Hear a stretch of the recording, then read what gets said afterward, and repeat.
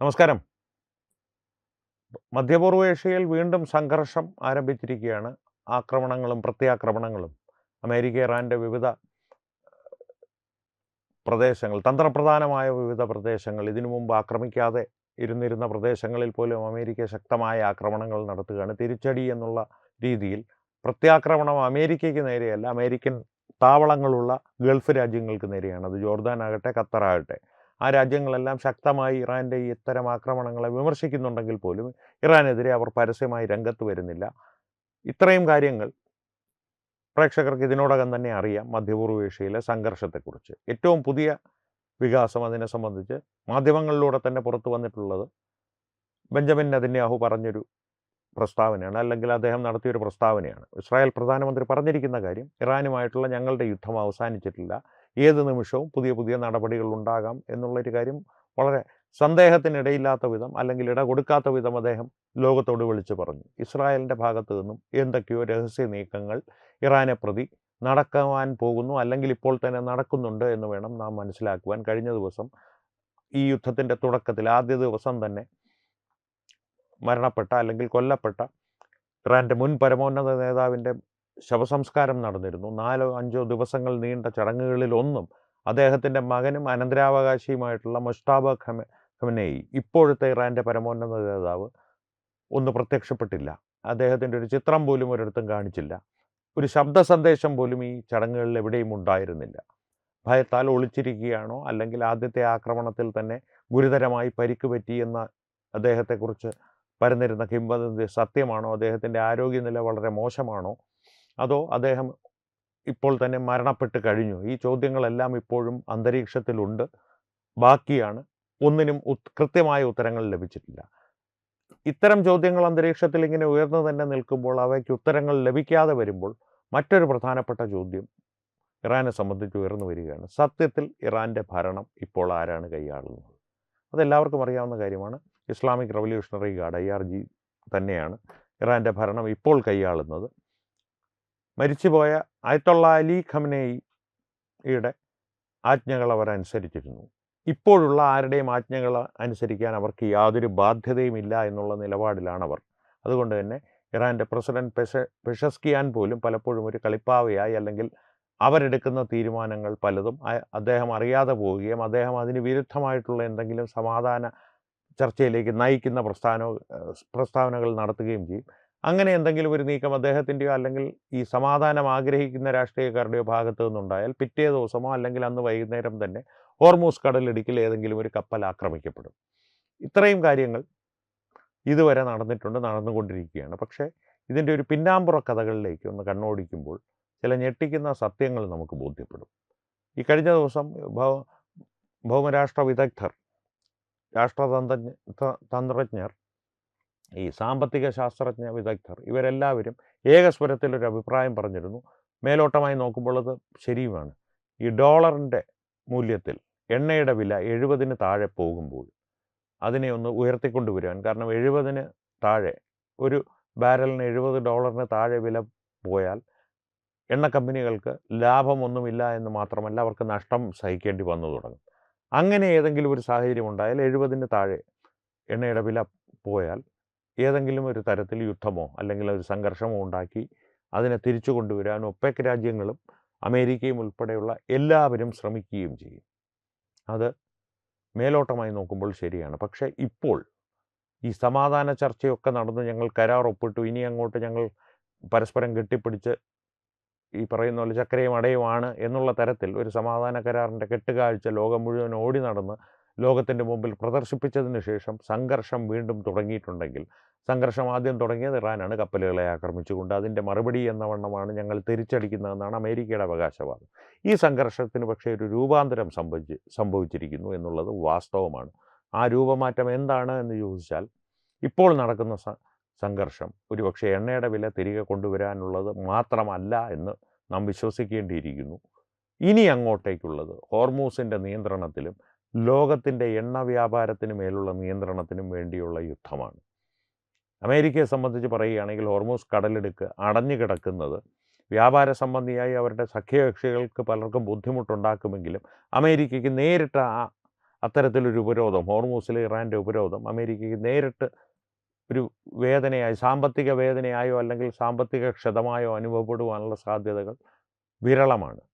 പക്ഷേ അമേരിക്കയുടെ ലക്ഷ്യം ഹോർമൂസ് കടലിടുക്കിൽ ഈ ഉപരോധം തുടരട്ടെ എന്നുള്ളതാണെങ്കിലോ എന്ന് നാം ഒന്ന് ചിന്തിക്കേണ്ടിയിരിക്കുന്നു. കാര്യം, എണ്ണ സമ്പത്ത്, ഹോർമൂസ് കടലിടുക്കിൽ ഇറാൻ ഉപരോധങ്ങൾ സൃഷ്ടിക്കുന്നത് തുടർന്നാൽ അമേരിക്കയ്ക്ക് രണ്ടുണ്ട് ഗുണം.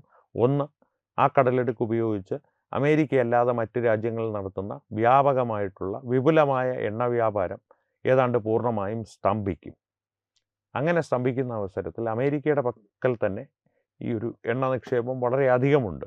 കൂടാതെ ലോകത്തെ തന്നെ ഏറ്റവും വലിയ എണ്ണ നിക്ഷേപമുള്ള രാജ്യങ്ങളിലൊന്നായ വെനസ്വേലയുടെ ഏതാണ്ട് പൂർണ്ണ നിയന്ത്രണം ഇപ്പോൾ അമേരിക്കയുടെ കയ്യിലാണ്. ഒരു കാര്യം കൃത്യമായിട്ട് പ്രേക്ഷകർ ഓർക്കുക, അമേരിക്ക എല്ലാ കാലത്തും ഒരു 20-25 കൊല്ലങ്ങൾ മുന്നോട്ടേ ചിന്തിക്കാറുള്ളൂ. അമേരിക്ക എന്ന് ഞാൻ പറയുമ്പോൾ ഡൊണാൾഡ് ട്രംപിനെ നിങ്ങൾ ചിന്തിക്കരുത്. ഡൊണാൾഡ് ട്രംപിന് പിന്നിൽ അമേരിക്കയെ കാലാകാലങ്ങളായി നിയന്ത്രിച്ചിരുന്ന ഒരു സംവിധാനമുണ്ട്. ആ സംവിധാനത്തിൽ വ്യക്തികൾ മാറും, ആ വ്യവസ്ഥിതി മാറില്ല. അത് മാറുവാൻ വലിയ ബുദ്ധിമുട്ടാണ്. അല്ലെങ്കിൽ ആപാതചൂടം പൊളിച്ചു പണിയുവാൻ ധൈര്യമുള്ളൊരു അമേരിക്കൻ രാഷ്ട്രപതി അവിടെ വരണം. പക്ഷേ അങ്ങനെയുള്ള ഏതെങ്കിലും ഒരു രാഷ്ട്രപതി നന്മയ്ക്കോ തിന്മയ്ക്കോ വേണ്ടി അധികാരത്തിലേറിയാൽ പോലും ഈ ആവാസ വ്യവസ്ഥ, ഈ ഒരു സംവിധാനത്തെ പൊളിച്ചെടുക്കുവാൻ അദ്ദേഹം മുതിർന്നാൽ അധികകാലം ആ കസേരയിൽ അദ്ദേഹം ഉണ്ടാകില്ല. ജോൺ എഫ് കെന്നഡിയാണ് ഏറ്റവും വലിയ ഉദാഹരണം. അത് ജോൺ എഫ് കെന്നഡിയുടെ ചരിത്രം പ്രേക്ഷകർക്ക് താല്പര്യമുണ്ടെങ്കിൽ, യഥാർത്ഥ ചരിത്രം അറിയുവാൻ പ്രേക്ഷകർക്ക് താല്പര്യമുണ്ടെങ്കിൽ മറ്റൊരവസരത്തിൽ ഒരു പ്രത്യേക വിഷയമായി തന്നെ നമുക്ക് വിശകലനം ചെയ്യാം.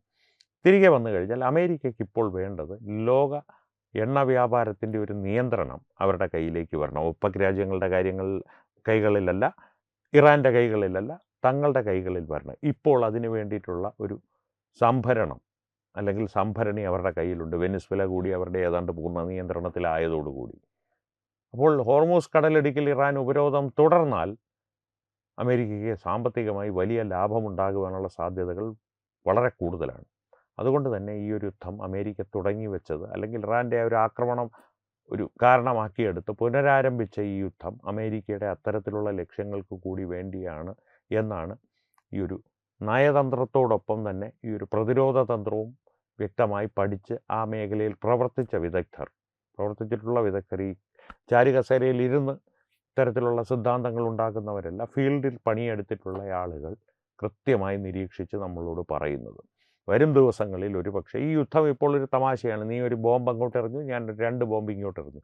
ചറപറ ബോംബുകളുടെ കാലം കഴിഞ്ഞു. അമേരിക്ക തുടക്കത്തിൽ ഇറാൻ്റെ തന്ത്രപ്രധാനമായ പല പ്രദേശങ്ങളും അവർ നേരത്തെ വിട്ടിരുന്ന പല കാരണങ്ങൾ കൊണ്ടും അവർക്ക് ആക്രമണം സാധ്യമല്ലാതിരുന്ന പല മേഖലകളിലേക്കും കടന്നു കയറി അവർ ആക്രമണം തുടങ്ങിയിട്ടുണ്ട് ഇറാനിൽ.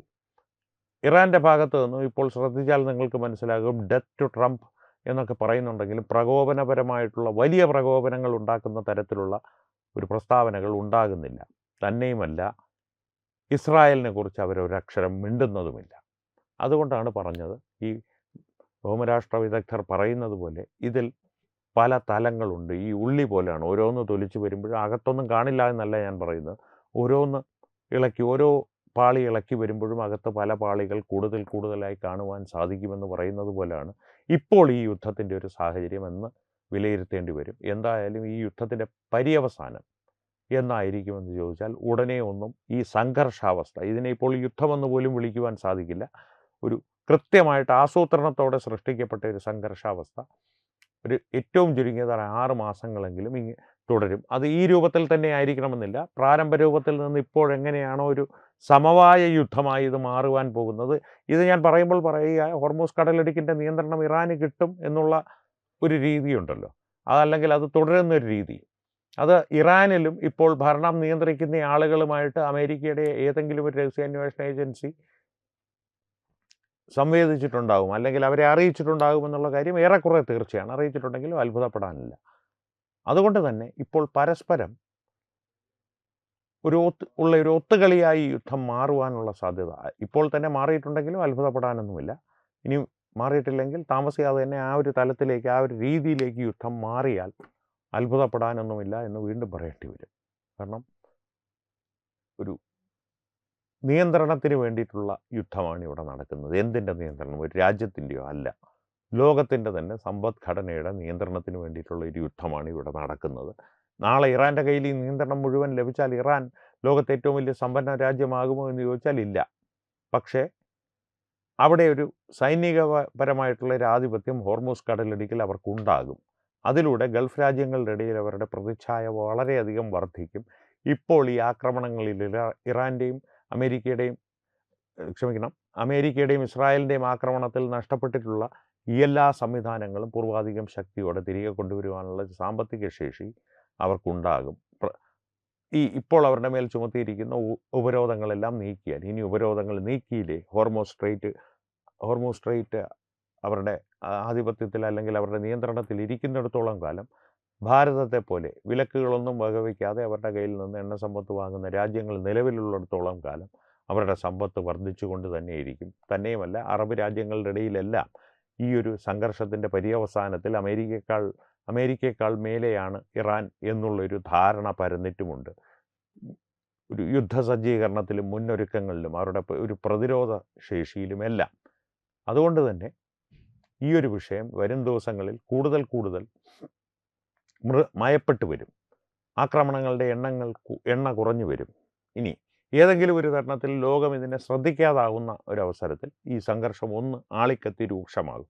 പിന്നെയും അത് പതുക്കെ തീയുടെ തീക്ഷ്ണത കുറഞ്ഞു വന്ന് ഒരു മെഴുകുതിരി നാളം പോലെ ഇങ്ങനെ ജ്വലിച്ചുകൊണ്ടിരിക്കും. ഇപ്പോൾ ഉക്രൈൻ റഷ്യ യുദ്ധം നടക്കുന്ന പോലെ ഇടയ്ക്കിടയ്ക്ക് ഒരു വൻ ആക്രമണം എവിടെയെങ്കിലും അങ്ങോട്ടോ ഇങ്ങോട്ടോ നടക്കും. ഒരു 10-30 പേർ കൊല്ലപ്പെട്ടു എന്നുള്ള വാർത്ത പുറത്തു വരും. അതിനുമപ്പുറത്തേക്ക് ആ യുദ്ധത്തിന് ഇപ്പോൾ വലിയ പ്രാധാന്യമൊന്നുമില്ല. അത്തരത്തിലൊരു സാഹചര്യത്തിലേക്കാണ് ഇറാനിലെ സംഘർഷവും നീങ്ങുന്നത്, ഇറാൻ്റെ മേലുള്ള ഇസ്രായേൽ അമേരിക്ക ആക്രമണങ്ങളും നീങ്ങുന്നത്. പക്ഷേ ആത്യന്തികമായി ഇതിൻ്റെ പ്രയോജനം ആർക്കുണ്ടാകും? പ്രയോജനം ഭാരതത്തിനുണ്ടാകുമെന്നാണ് ഇപ്പോൾ ലോക രാഷ്ട്രങ്ങൾ കരുതുന്നത്. കാരണം ഈ യുദ്ധം ഇങ്ങനെ നടക്കുമ്പോൾ, ഈ സാഹചര്യങ്ങൾ ഇങ്ങനെ മറിഞ്ഞും തിരിഞ്ഞും വരുമ്പോൾ ഭാരതം എന്താണ് ചെയ്യുന്നത്? ഭാരതത്തിൻ്റെ പ്രധാനമന്ത്രി കഴിഞ്ഞ ദിവസങ്ങളിൽ 3 രാജ്യങ്ങളിൽ സന്ദർശനം നടത്തി. ഇന്തോനേഷ്യ, ഓസ്ട്രേലിയ, ഇപ്പോൾ ന്യൂസിലൻഡിൽ അദ്ദേഹത്തിൻ്റെ ത്രിദിന സന്ദർശനം തുടരുകയാണ്. ഈ രാജ്യങ്ങളിലെല്ലാം അദ്ദേഹം പോയത് വെറുമൊരു സൗഹൃദ സ്ഥാപനത്തിന് വേണ്ടിയിട്ടാണോ? അല്ല. പതിറ്റാണ്ടുകൾക്കപ്പുറമാണ് ഈ രാജ്യങ്ങൾ പലതും ഒരു ഭാരതീയ പ്രധാനമന്ത്രി സന്ദർശിക്കുന്നത്. ന്യൂസിലാൻഡിൽ ഏതാണ്ട് 3-4 പതിറ്റാണ്ടായി ഒരു ഭാരതീയ പ്രധാനമന്ത്രി കാലുകുത്തിയിട്ട്. ഇത്തരത്തിലുള്ള സന്ദർശനങ്ങളിലൂടെ നരേന്ദ്രമോദി ചെയ്യുവാൻ ശ്രമിക്കുന്നത് വിഭവ സമ്പത്തുകൾക്ക് യാത്ര ചെയ്യുവാനുള്ള പ്രത്യേകമായിട്ടുള്ള പുതിയൊരു പാത നിർമ്മിക്കുക, ആ വിഭവ സമ്പത്തുകൾ പരസ്പരം കൈമാറുന്നതിനെ സംബന്ധിച്ച് കരാറുകൾ ഉണ്ടാക്കുക, അങ്ങനെയുള്ളൊരു ഓൾട്ടർനേറ്റ് ഇക്കോസിസ്റ്റം, മറ്റൊരാവാസ വ്യവസ്ഥ സൃഷ്ടിച്ചെടുക്കുവാനുള്ള ശ്രമങ്ങളാണ് നരേന്ദ്രമോദിയുടെ ഭാഗത്തു നിന്നുണ്ടാകുന്നത് എന്നാണ് നയതന്ത്ര വിദഗ്ധർ പറയുന്നത്. ബഹുരാഷ്ട്ര വിദഗ്ധരും അതിനോട് യോജിക്കുന്നുണ്ട്. എന്തായാലും വരും ദിവസങ്ങളിൽ ഈ ഒരു സംഘർഷം ഇങ്ങനെയൊരു നാടകമായി മാറിക്കൊണ്ടിരിക്കുക. ഭാരതത്തിന് പുതിയ പാതകൾ വെട്ടിത്തുറക്കുവാൻ സാധിക്കുമെങ്കിൽ തന്നെ എത്രയാണ് അതിൻ്റെ വേണ്ട ഒരു കാലയളവ് തുടങ്ങിയ വിവരങ്ങളെല്ലാം നമുക്കറിയുവാൻ സാധിക്കും. അതുവരെ ഈ വിഷയത്തിൽ നിങ്ങളുടെ അഭിപ്രായങ്ങൾ തീർച്ചയായും കമൻറ്റുകളിലൂടെ ഞങ്ങളുമായി പങ്കുവയ്ക്കുക. ഒപ്പം വീഡിയോ ലൈക്ക് ചെയ്യുവാനും നിങ്ങളുടെ പ്രിയപ്പെട്ടവരുമായി ഷെയർ ചെയ്യുവാനും മറക്കരുത്. ഏറ്റവും പ്രധാനപ്പെട്ട കാര്യം, തത്വമയി ന്യൂസിൻ്റെ യൂട്യൂബ് ചാനൽ നിങ്ങൾ സബ്സ്ക്രൈബ് ചെയ്തിട്ടുണ്ടെന്ന് ഉറപ്പുവരുത്തുക. അപ്പോൾ ഈ വിഷയത്തിലും മറ്റു വിഷയങ്ങളിലും സംവാദങ്ങൾ തുടരട്ടെ. നന്ദി, നമസ്കാരം. HIV അണുബാധ സന്തോഷപൂർണമായ ഒരു ജീവിതത്തിന് തടസ്സമല്ല. HIV അണുബാധയ്ക്ക് ഫലപ്രദമായ ചികിത്സ ഇന്ന് ലഭ്യമാണ്. ഇതിന് യഥാസമയം അണുബാധ കണ്ടെത്തുന്നതും കാലേക്കൂട്ടി ചികിത്സ നടത്തേണ്ടതും അത്യാവശ്യമാണ്. സൗജന്യമായ ചികിത്സയും മാർഗനിർദ്ദേശങ്ങളും സർക്കാർ ആശുപത്രികളിലെ ART അഥവാ ഉഷസ് കേന്ദ്രങ്ങളിൽ ലഭ്യമാണ്. ആരോഗ്യ സംരക്ഷണം ഓരോരുത്തരുടെയും ഉത്തരവാദിത്തമാണ്.